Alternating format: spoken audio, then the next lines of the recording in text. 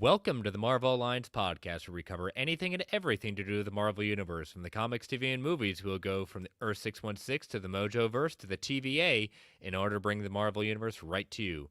I'm the man without fear, Chris. I'm your friendly neighborhood Brent. Alliance Assemble. Assemble, volume 179. And it's finally happened, ladies and gentlemen. We have probably the shortest news week ever in Marvel Alliance history. That's probably true. But we'll make a show of it. Don't you worry. Oh yeah. Trust me, Brent and I can bring out the best and worst in both of us when it comes to talking about topics and going down rabbit holes and chasing squirrels. Right? You are not wrong. So, how's it been your week?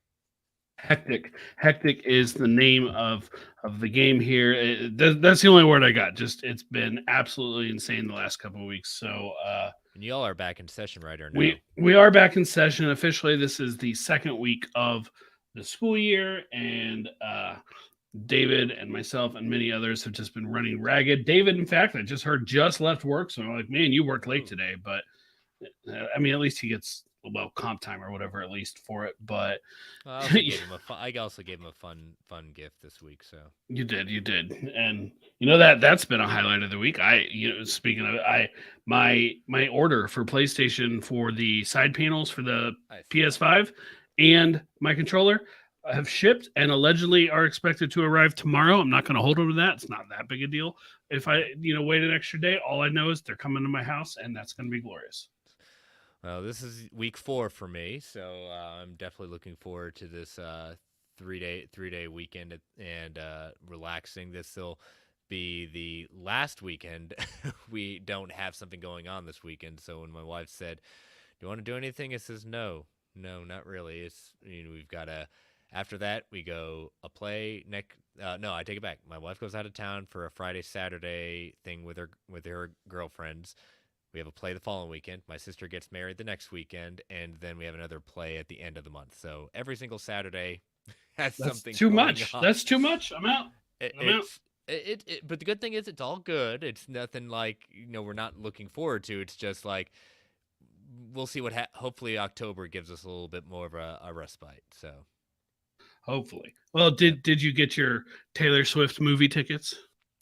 I did not. I appreciate Taylor Swift, but my wife is going twice. Well, I can't ignore the power of the Tay-Tay. So. All right. Move on. All right, moving on. Before Brent, I lose Brent totally on this one. So let us get all the plugs out of the way. We are part of the Geek Ultimate Alliance Network with 7 shows covering the wide range of geek and nerdom. To see the full schedule, check out the show notes below and subscribe to the Geek Ultimate Alliance Network on Twitter at GUAPod Network so you know when all the shows drop, including my show, World's Finest True Believers. Just dropped a new episode this week with our good buddy Travis Snell coming back on to talk about the first arc of Moon Knight by Jeff Lemire entitled Lunatic. So yeah, conversation. I got that one in the queue. I haven't actually listened to it yet. I will admit to it. My podcast listening time is down right now. My queue is getting longer, probably as we speak. But I saw he was on. I saw I was covering Moon Knight. Story checks out. I'm looking forward to it. Yeah, hopefully you enjoyed it, and hopefully you all who downloaded or future downloading, I hope you enjoyed it. It's a good arc at that point. Definitely, if you were a fan of the show, Lemire's run was one of the big bases, including his first arc. So, but check that out, and if you want, and we also have a Patreon. So if you want to throw a couple of shekels our way, we've got 2 tiers. We got our $1 tier to say is our tip jar to say, hey, you think we're doing a good job, and then we've got our $5 tier with ad-free episodes, early access episodes, and Patreon exclusive shows, including our show. We Can Watch This All Day, the Marvel Alliance MCU Infinity Saga rewatch. We just dropped episode 20 this week, Brent, and what was it? Thor Ragnarok. Yes, we play Let's Get Help a lot. So we do. Yes, we're getting. That means Ant-Man and the Wasp is next, right? And is next. We're getting close to the big ones. Yes, very very close to the big ones at that point. This is the final. The march to the end of the Infinity Saga. So you were trying to avoid saying the final countdown, weren't you? No, I don't think that was it. But I could always sing it at that point if you really wanted it. Do it. Final countdown. All right. Yes, we are, marching to the end of the Infinity Saga. We got 4 movies left technically in the Infinity Saga, right? No, 2 not Avengers technically. movies, Ant-Man, Is. and Far From Home, right? Yep. I'm not forgetting anything there. So Nope. excellent. Yep. On December, it'll release at the end, but that will be just right at New Year's Eve, or whenever that last Monday of the month is. Yeah, we will conclude our Infinity Saga watch. So, but if you aren't a member of our Patreon, join us there at www.patreon.com/GUA Network. We want to thank our lovely patrons. We can't do this without your support. But if you can't join us on Patreon, we totally understand. If you want to take 30 to 90 seconds and rate and review the Marvel Alliance solo feed, the GUA Network feed on Apple Podcasts, Spotify, Amazon Music, wherever you get your podcasts, we greatly appreciate it. And last but certainly not least, we want to thank our official sponsor, OrganicPriceBooks.com, for your omnibus hardcover collected edition needs. JP and the crew at OPB have got it going on with excellent customer service, immaculate packaging, ships around the world. New final order cutoff pre-orders had just dropped at the end of last week. We've got Wolverine Omnibus Volume 5. So this is where we've he's lost the adamantium, and this is where we start the march back to regain it. So I'm definitely going to be picking up this one right here, the standard edition cover by Kubert. So let's see what else. We've got Daredevil Omnibus Volume 3 from the Silver Age. We've got Jason Aaron's Ghost Rider coming back into omnibus print. Daredevil by Brubaker and Lark coming back into print as well. So a lot of great stuff here. Use that code MARVELGUA at checkout to get $2 off every single order. And we want to thank them, as always, for being our official sponsor. All right, Brent. So, when we say we have a short week, and again, we will continue saying this, one of the reasons we have a short week is the studios continue not to pay the writers and the actors and actresses and everyone out. So, pay them. Pay the people. Pay the people at that point. However, I can give a short plug to a new podcast I'm listening to, and I got a good laugh at it. Strike Force 5. Oh, I saw. I haven't listened, but I saw the that late was a night thing. hosts have. They apparently had this group chat going and Zoom call going, and they decided to now turn it into a podcast. So, first episode dropped this week. Is that worth putting in my queue to eventually get to? Yeah, it'd be good if you like the late night hosts. At that point, they kind of go off the cuff and have some fun. Yeah, I like them all in general, but I don't watch any of their shows with any kind of regularity. That's fine. You don't need to do that to appreciate it. Good. So. All right, well, we'll add it. But the rumor mill has been kind of quiet this week, except for one big thing that has got the socials and the commentators, including us, talking, and that would be the Marvel's rumored runtime. So this is rumor. This is not officially released. This is starting originally from the site, the Movie Database, kind of broke it when they listed the runtime of the Marvels at 1 hour, 47 minutes. That includes credits. Then, I think a few hours later, Scooper My Time to Shine confirmed another story from Cryptic 4K Qual that puts the runtime at 1 hour, 38 minutes. Credits start at 1 hour, 33 minutes.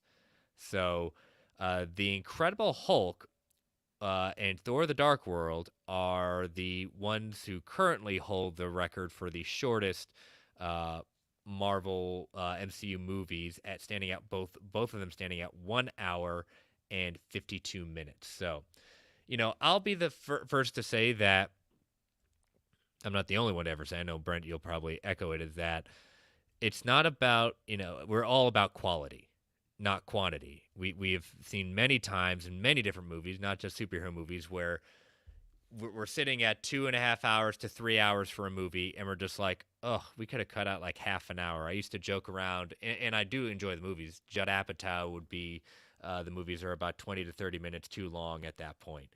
So we have that side of the spectrum, but then we have the other side where when it comes to these type of movies, superhero movies, it doesn't have a positive record necessarily, or I wouldn't say positive record, but like the smell test gets off in the sense of 1 hour, it's barely 90 minutes without credits.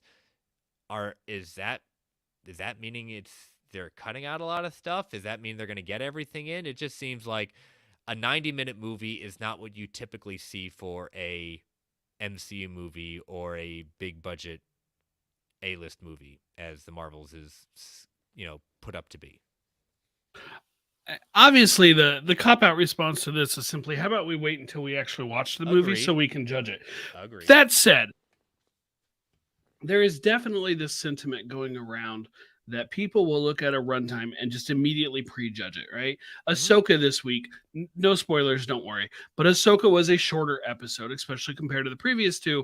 People looked at that runtime and immediately said, well, this sucks, it's too short. For what it's worth, I thought it was a great episode. I would have enjoyed it had it been more. Outstanding character but I was development. really, really happy with this episode. And one thing that we've talked about before in relation to Disney Plus episode counts is use the number you need to tell your story. If the Marvels only needs an hour 47 or an hour and a half, pre-credits, whatever it is, to tell their story, I'm okay with that. Am I going in just with a little bit of a raised eyebrow, like, why are we so short? Sure, I am, because the last couple movies recently that came in at or around 2 hours were Quantumania and Love and Thunder, movies I enjoyed for different things, but I'm not exactly ranking them in the top half of my rankings. And the other thing we've heard with those movies is that the studio kind of had some mandates about time. Yes, that they were studio mandated. And if that's the case, I don't love that. Sure, you can get more showings in, but at what cost? Right. And if the movie suffers because of it, you're going to get less showings because less people are going to go, so the movie theaters are going to drop it more often. It's a gray area for me. It's not a slam dunk bad thing, but I'll admit it. I see that and I was kind of like, lean negative on it. Like, that's not really what I wanted to hear. I definitely wanted to see something at least, 2 hours or more. Yeah. I mean, again, this movie, you've heard scuttlebutt on both sides at this point. I've heard one saying it's had a lot of trouble. It's not as great. It's going to be another meh. I've heard the other side saying, no, this is just people who are just against this movie, just don't like a female-led movie like this. It's anti-Brie Larson. I'm with you. I've said it before, and I always go back to the Heath Ledger thing. Let's see what happens, and it could be. I'm not saying the Marvels is going to be like Dark Knight level at that point. I'm not needing it to be. I don't expect it to be. We've said it since we've seen both trailers. It looks to be a fun movie. Now, 1 hour, let's just call it a little over 90 minutes, okay? Then I expect I don't expect action beat. I expect, as the line's been going on, no filler, all killer, If that's where it's going to be, if it's going to be leaning like that, then I don't need any filler stuff. Then let's develop the characters. Let's see what these characters the first time being together on screen, and let's knock it out of the park. Let's give this conversation a going in the sense of, hey, 90 minutes for this. This is what worked for this movie. It didn't need anything else. It just needed something like that. Yep, I see, Brock. Yep, you heard it here first. Yep, heard it here first. Marvel's on par with The Dark Knight. Watch it come out and everyone's saying, "Oh, it's the best movie since The Dark Knight." No, probably not going to happen. No, but not going to be that. Yeah. I can't blame people for feeling negative about this, but I do blame people who have decided they're going to write off the movie because of this. If this is the reason you just automatically think it's done, I'm sorry, I can't help you. You've already decided, you're basically arguing in bad faith here, because that's not giving a fair chance. Because runtime does not, just because a movie is great, or is long, doesn't mean it's great. You can have a 3-hour movie that is torturous to watch, or an hour and a half movie that is fantastic, right? Obviously not quite the same structure as a theatrical movie, but coming to mind recently is Werewolf by Night and the Guardians of the Galaxy Holiday Special. I thought both of those were great. They were both in that 40 to 50 minute range, technically classified as movies according to whatever Motion Picture Association I looked up when Werewolf by Night came out, and I was wondering about it. but they're both regardless, they're both shorter. They're one-offs, right? They're one Hmm. shots, to put it in comic terms. Just because it's that length doesn't mean it can't be a great story. But again, I'm still, I'm a little hesitant is all. Just a little bit of, I'm cautiously optimistic, but I'm not discounting the reasons why, because in general, there's just this thing. I don't know if it's from getting your money's worth or what, but if you go to if people just feel like they're not getting their money's worth if it's, a 2 hour, not a 2 hour plus movie. But if I go see a movie that's 2.5 hours and I'm looking at my clock for the last 45 minutes just waiting on it to end, I'm not getting my money's worth there either. So eh, I don't know. I'm not ready to write the movie off the way a lot of people seem to be. No, I mean it's one of these things where just because it has a runtime means I've never ever judged a movie based on a runtime in the sense of, oh, it's automatically good, automatically bad. Never have, never will. To your point, I raised an eyebrow saying, all right, that's a choice. Let's see let's see if the choice was the right one. I just really I understand why studios said, okay, we need to have like it to be this amount of time in order to get more screens. But how many times have we seen that work out in the positive? I've more seen in the sense of, gosh, what did they cut out? They could have had like the story is what's the sacrifice with it at that point, and that's my concern. I agree with that. If the reason this runtime is sub 2 hours is because the studio, because Feige or whoever mandated that, that's not a good thing. That's not a story driven decision. It all depends on that. If the runtime is story driven, great. I'm fine with it. If it's Yeah, not, and it's kind of obvious, it's not like, oh man, they clearly cut a bunch of stuff out of this one. Like if people are coming out of it saying, "Where's the extended cut? I already saw the whole movie, but I need a director's cut right now," then to me that's a failure. Like out of the gate, that's a failure. If that's what people immediately are clamoring for, and not from a sense of I loved it so much I want more, but from a sense of it doesn't make sense as it is. There's has to be something that fills in the gaps.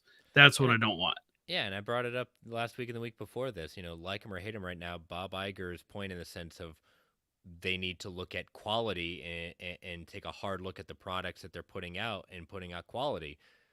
A mandate for a runtime versus the quality of a story, that calls that into question. Yeah, and I'm looking at a list of, it's basically the Infinity Saga runtimes, Hmm. and the vast majority of them are at the 2 hour mark, plus or minus 5 minutes. Like the Yeah. vast majority are in that range, and I think that is a pretty good sweet spot. I'm also seeing several that are more like 2 hours and 10 minutes. I think that's a pretty good range to shoot for most of these things. But yeah, it is. But you have to hit that 2 hour mark. It's kind of like that eye test. It's a psychological thing. It's saying 2 hours. Okay, you got to Mm-hmm. pass that kind of mark at that point. For you and I, we see 2 hours as a runtime and say, okay, it's really under that with credits. General audience doesn't kind of think necessarily like that, but you have. It's one of those things that to pass the eye test psychologically, seeing that above 2 hours says okay. But also when you get to 2.5 hours, things like I was talking to some a couple people today about it. General audience definition of general audience. They're like, oh my goodness, thank goodness, so I don't have to be there for 2.5 hours for something that could have been shorter. So you know, it, I've had that thought going to movies before. yeah. Like I've never had that thought going to a Marvel movie, let's be fair, or really a comic book movie, period. But I've gone to the movies, been like, oh, this movie looks interesting. I have an AMC A list. I'm gonna go check it out. Hmm. And it's only an hour and 50 minutes. It's not even that long. Great. Like I've absolutely had that thought before. So I think from more casual fans, I think that's completely fair. And they might see it as a benefit. Does that mean I suddenly think all these extra people are going to go see the movie who wouldn't have seen it at, a 20-minute longer runtime? Probably not. Probably certainly not a noticeable amount. But it's not an automatic negative to everybody. Yeah. It's again, we need to wait and see. My time to shine kind of confirming this. I'm not saying she's 100% right, but she's been more right than wrong, and her giving credence to backing up that this is probably the runtime. Okay, I'll accept at this point. I'm going to wait and see the movie and judge for myself like we always do. I just having these three characters together in these really great actresses on screen together, I don't want it to tarnish what they actually genuinely love each one of these characters. That's one of my biggest concerns. Yeah, I would absolutely agree with that. The hope is going to be, whether it's an hour and 47 minutes or 2.5 hours, we come out of it wishing we could see more because we love that trio so much. Yeah, so we will have to see on that one. Excuse me, just had a bit of a tickle in my throat there. But yeah, so we will continue to kind of keep an eye on this. I don't know. What do you think? I know, Brent, we've reviewed basically 2 trailers, what felt like back to back. Well, I saw reports there was supposed to be another trailer potentially next week or soon, or if not next week, then within the first half of September. And I'm like, honestly, I don't need it. I don't want it. And that's another advantage of the longer run times is you see less of it in the trailers. And so I don't want it. But that same report said there'd be another Loki trailer. And I'm like, that one I'll take. One more. I'll take one more. Yeah, we'll take one more. I mean, we could at least say that, the Marvels has had 2 trailers and we still have no Aquaman trailer. Yeah, that's true. It's really it is kind of weird at this point that there hasn't been anything on that movie. But it's still happening. So sure, we'll find out. Yeah.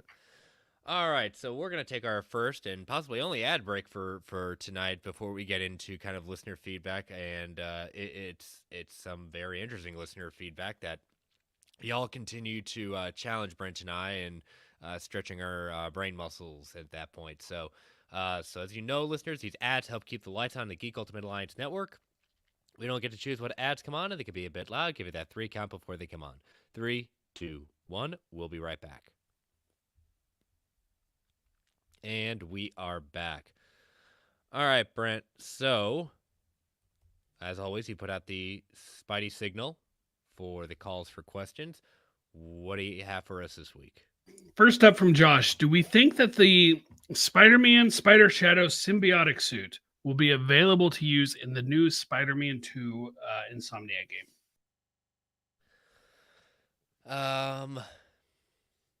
I could see different symbiotic suits. Like Anti-Venom comes to mind. I could see that being a suit. Different of the other symbiotes. I'm not sure how that one, I think, may be on the cutting room floor. I would like it, but I don't see it. I like the idea of it. I don't know. I guess my only question is like how many, and we won't know this till we get to play the game. How many alternate symbiote suits are we going to have, right? Like allegedly we're going to play as Venom some, or we're going to get some alternate suits as him if that is accurate. And I don't know definitively that it is, but it would certainly make sense if it was. I could see that being something like at the end of the game. But that said, the first Spider-Man game and Spider-Man Miles Morales, they had tons of suits between them.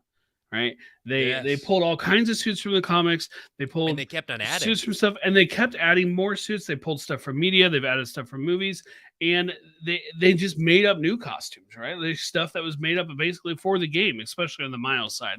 I don't remember seeing almost very few of those costumes. I remember seeing.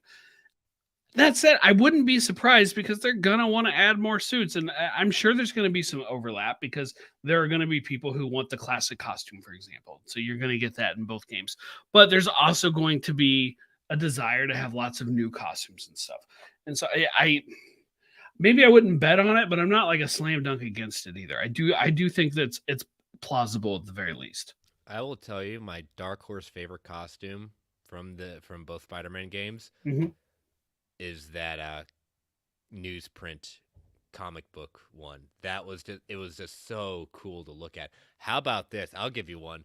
How about Spider-Man suits or Miles suit in the design of Into the Spider-Verse?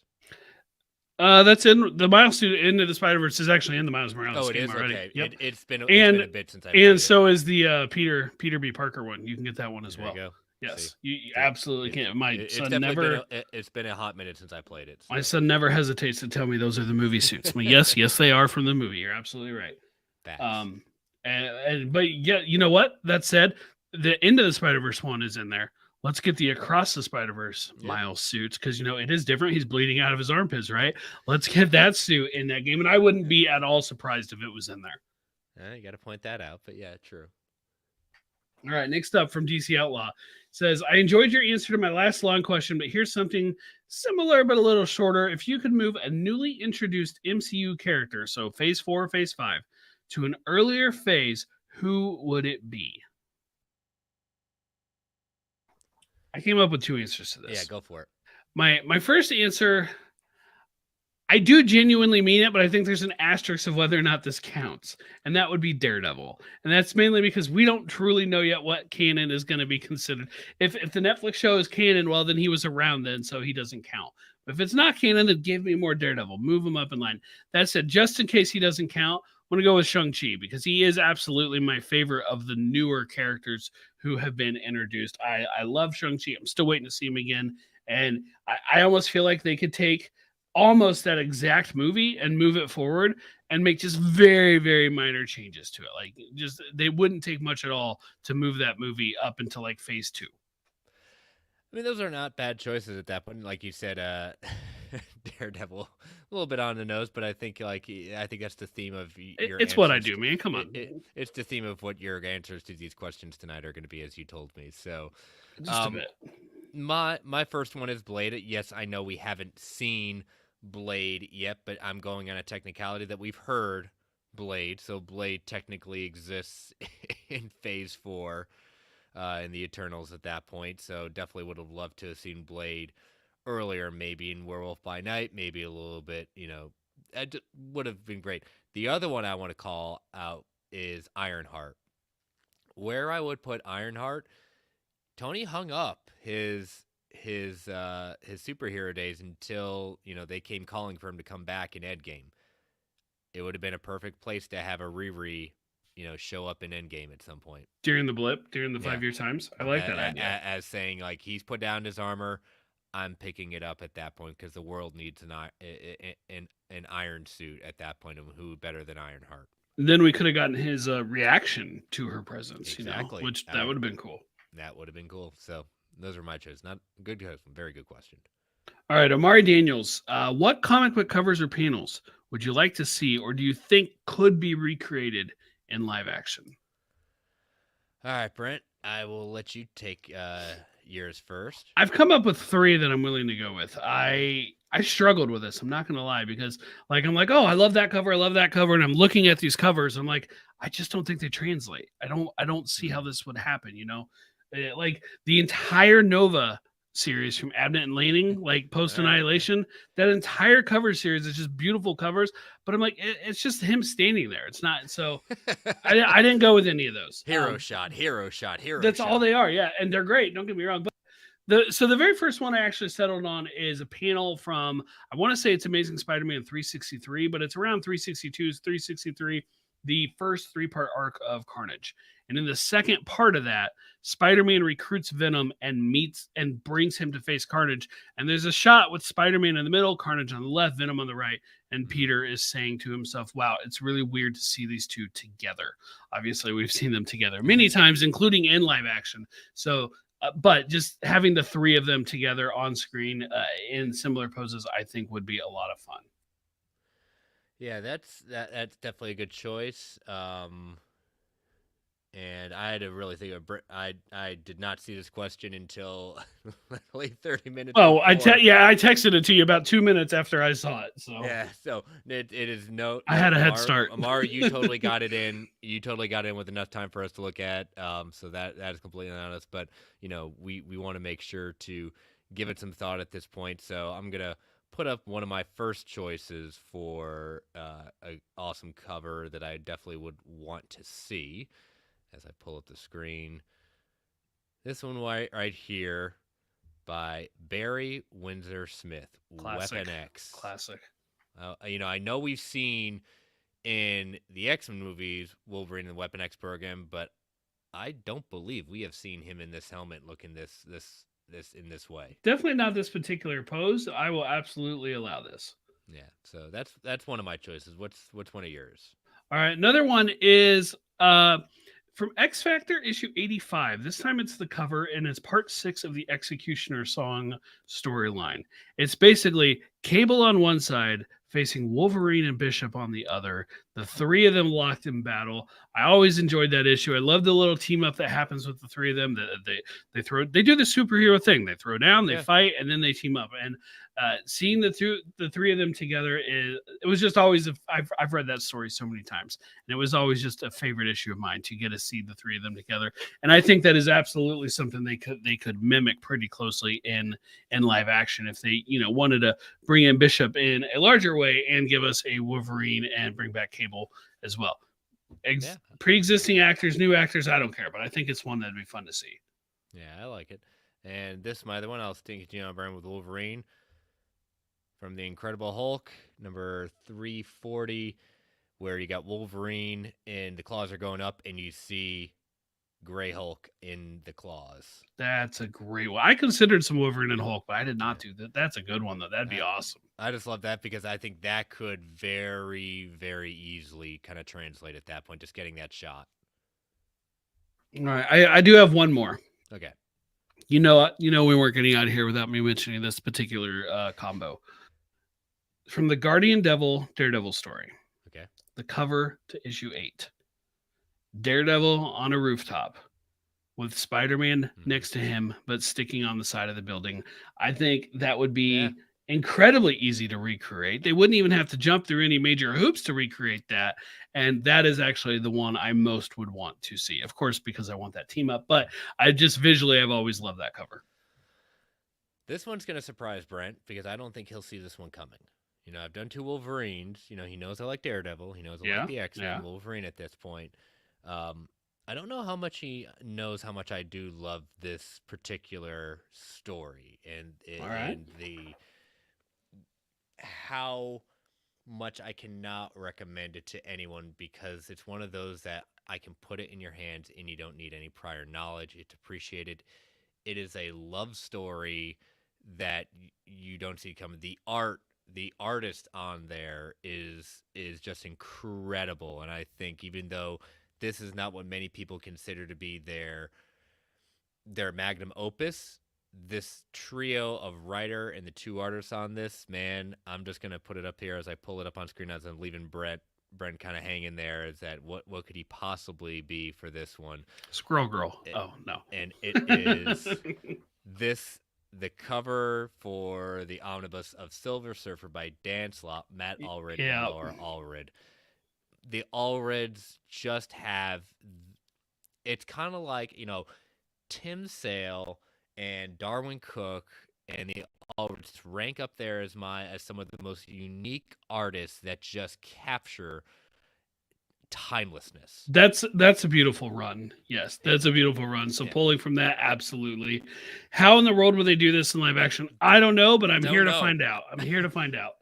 And just, you see so much going on, but if you have never read Silver Surfer by Dan Slott, Matt Allred, and Laura Allred, give it a read. It by the end of, the amount of issues they got to do with this, it is a absolutely great, outstanding character stuff. It gets kooky, it gets weird. There is a whole issue in which you see separate timelines going on in one whole long panel.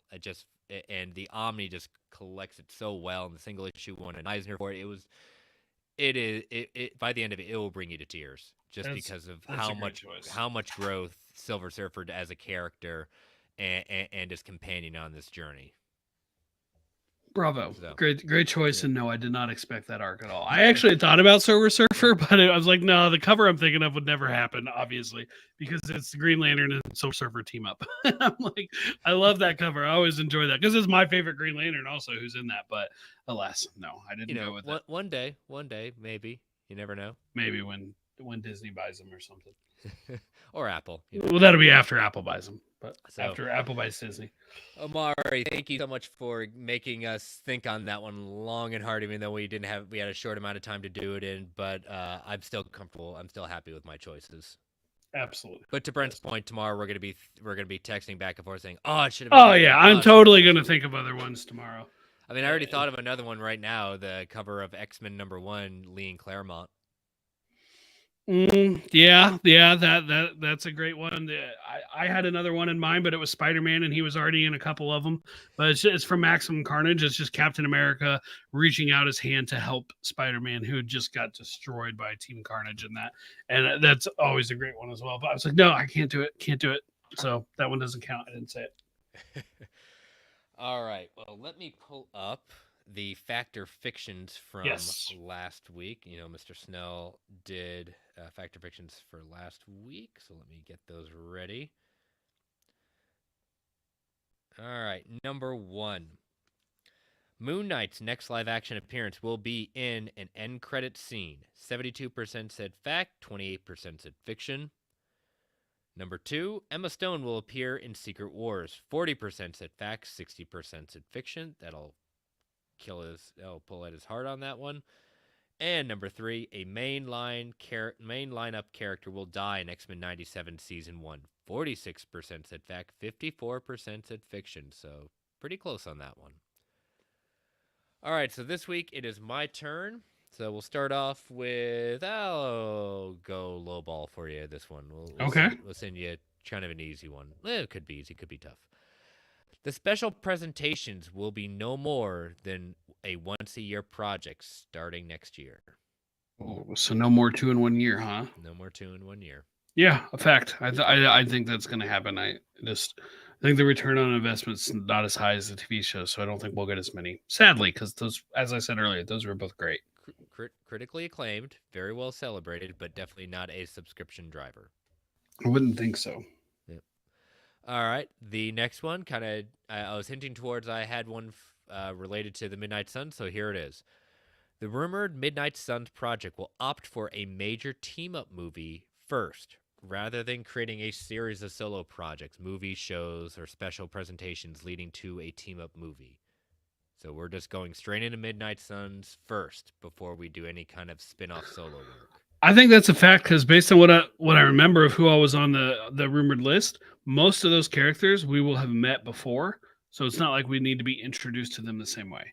Yeah. So yeah, I think that makes a lot of sense. I'm giving a fact on that. And especially for a project like this, I having Travis on last week and the Geekverse guys did it last night or 2 nights ago when you listen to this on their news episode.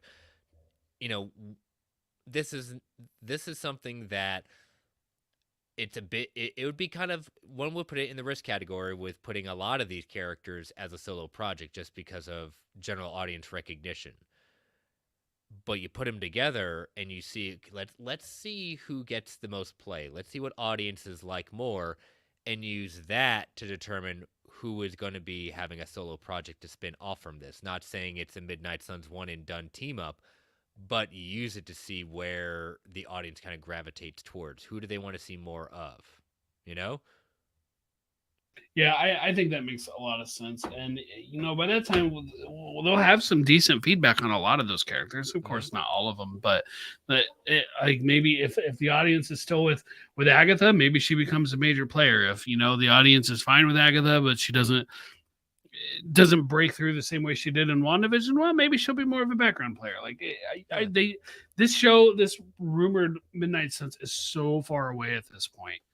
Feels like they have time to completely revamp it if they want.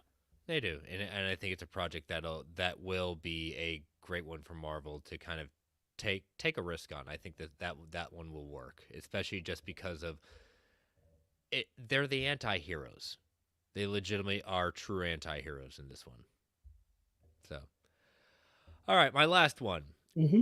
We will be introduced to the Weapon X program in Captain America: Brave New World. But it will be on a slightly different name, and they'll be taking it what it's become in the comics, Weapons Plus, the Weapon Plus program.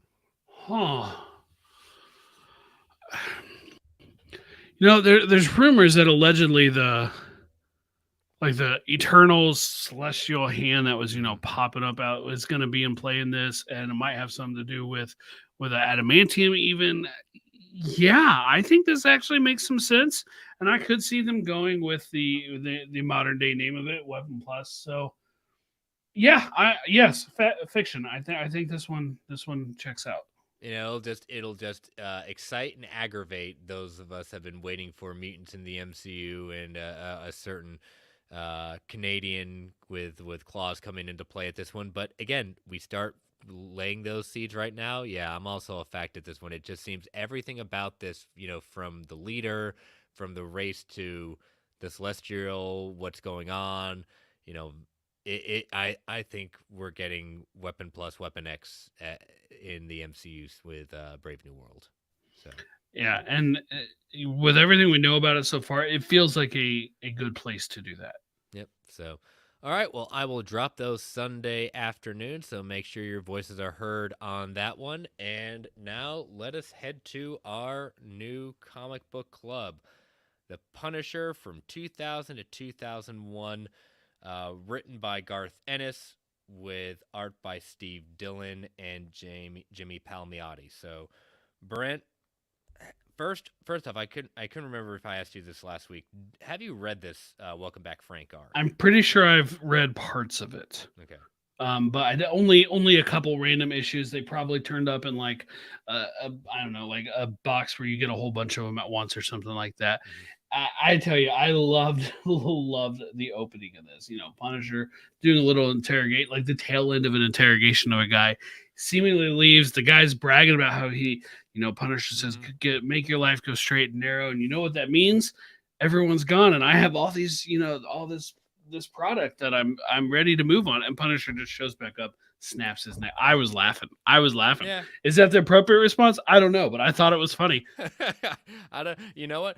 It's definitely one of those like kind of moments saying, "Oh, yeah. He was kind of waiting for you to make a mistake because he knew you would try to take advantage of the situation."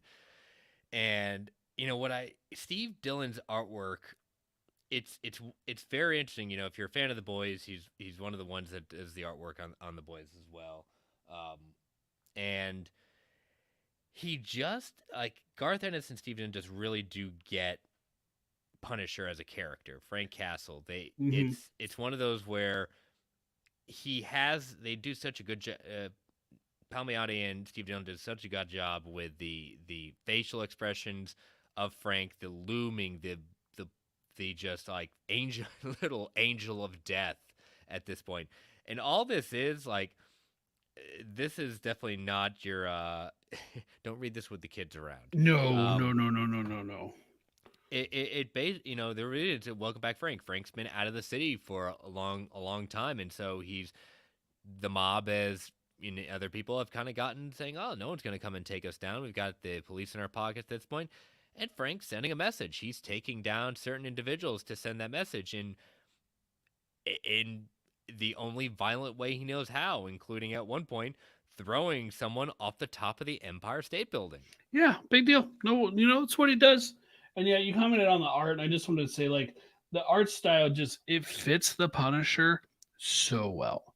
It fits it. It just fits it so well. And keep that in mind for something I'm going to say later in the show after the credits. But this art for me fits the Punisher. Like, it's just it.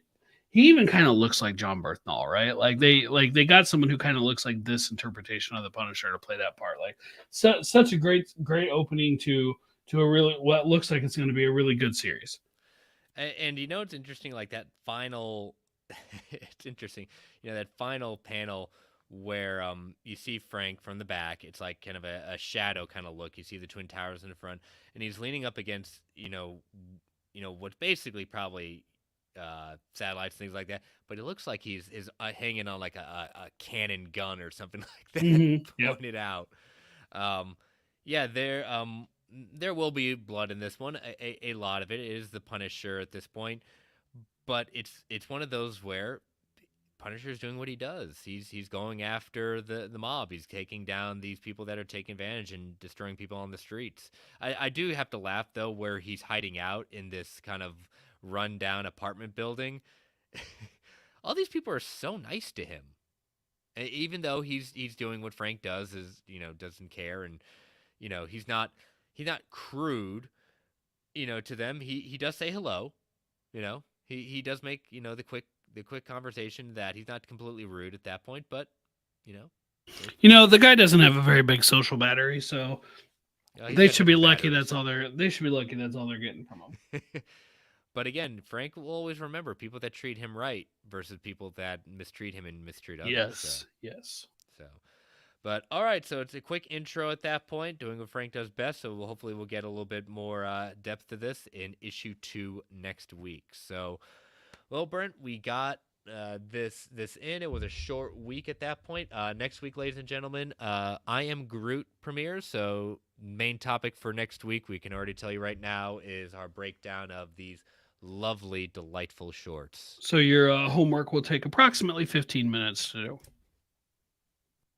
We try to give you we try not to give you a lot of homework on this show, but we also try to make it worth your while. So come on, who doesn't want to see some delightful kind of?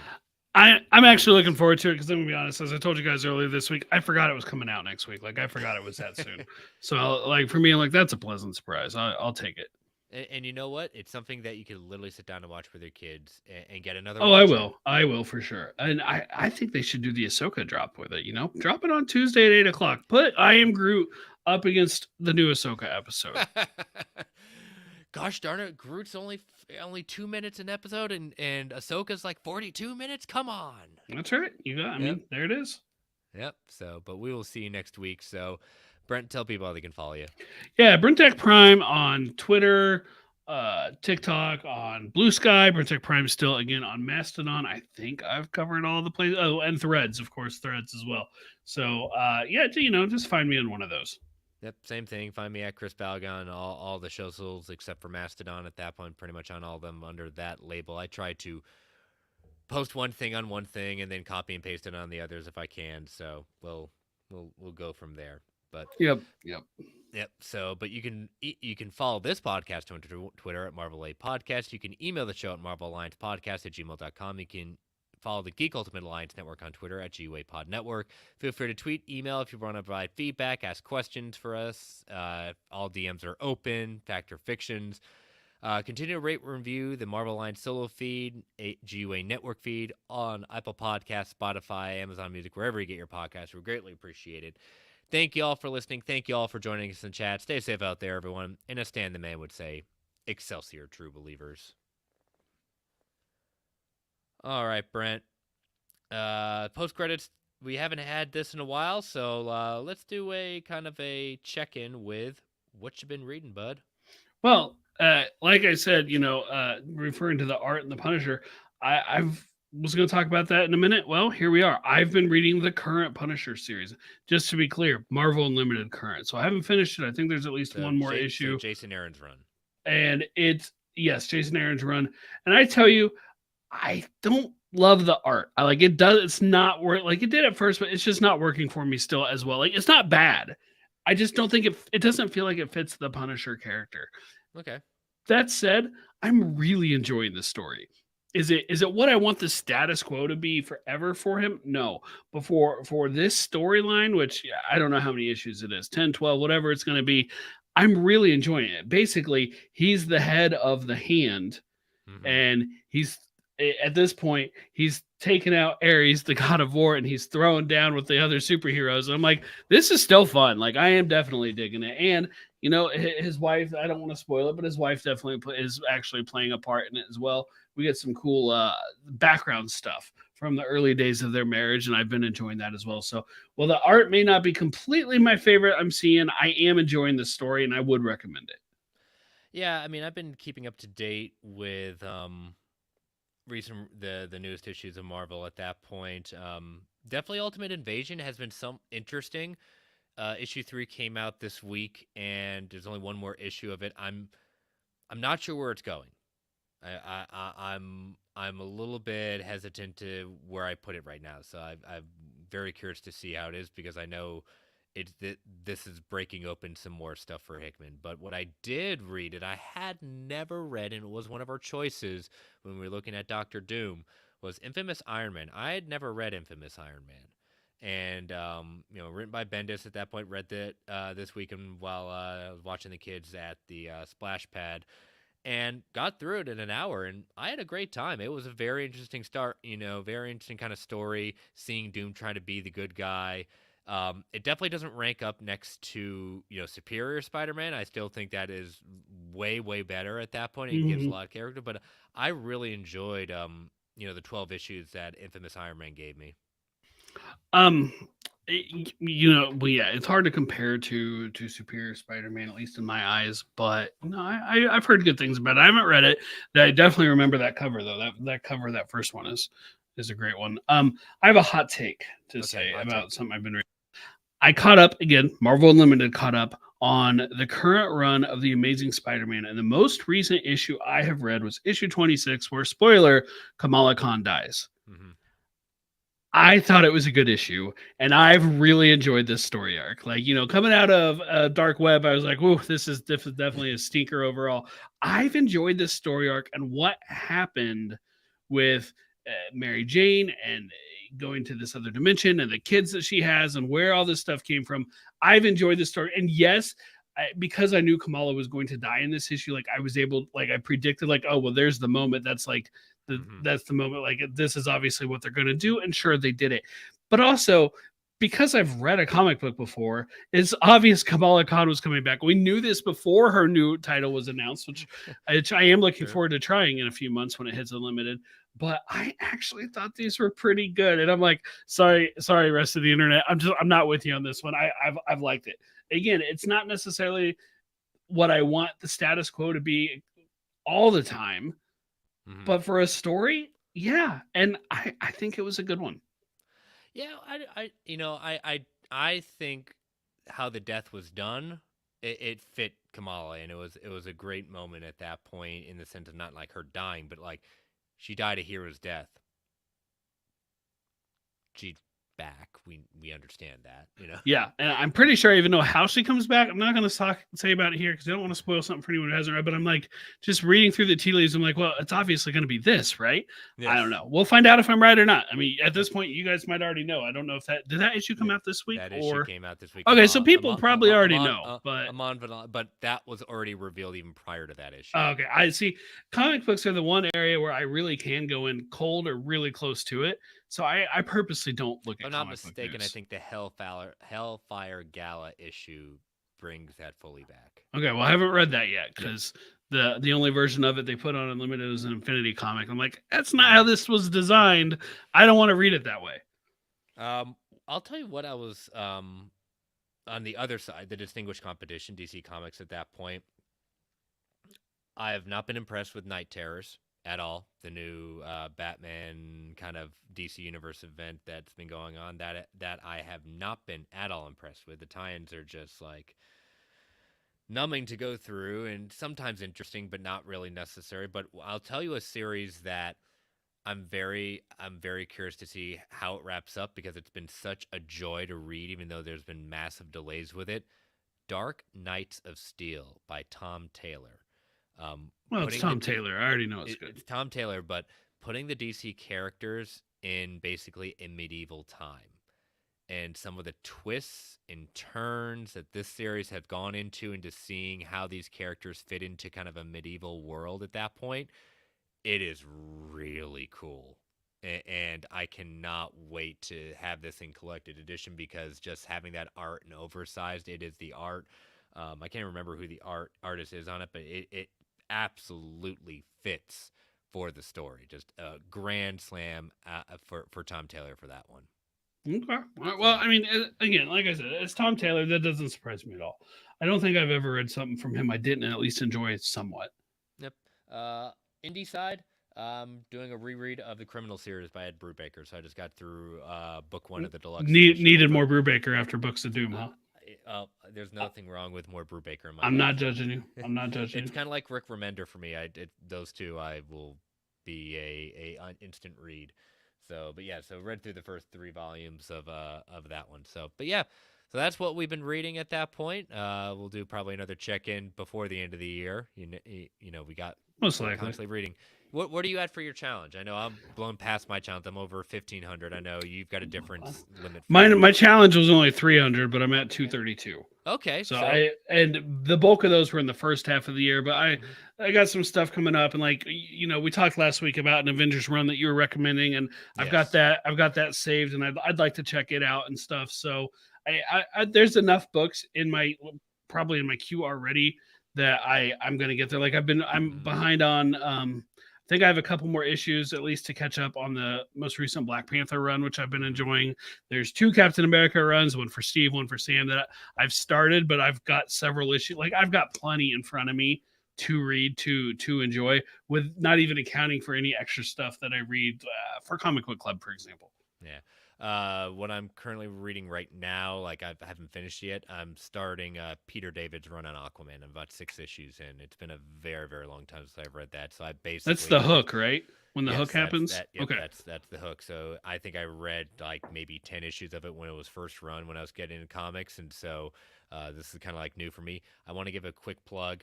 Uh, Good friend of mine, good friend of Clay and Joe's, Matt Groom has launched his next Kickstarter for Inferno Go Red. Check it out. It's Inferno Go Red, part of the Massive Verse, Radiant Black, everything like that. First book. It would be hard right now. There's a few books, but right now it's definitely one of my top books of the year. Inferno Go Red Book 1, outstanding art, outstanding story. But they're launching Book 2. They're about halfway to their goal right now, so check it out. Just look up Inferno Go Red Books 1 and 2. Highly recommend it. Give that quick plug. Outstanding creators, great to our network. I've talked to them many times. So and hey, here's a plug for Walk the Multiverse. Joe is talking to Matt about the Kickstarter this weekend, so check that out. There you All go. right. Talk to y'all later. See you next week. I am See ya. Groot.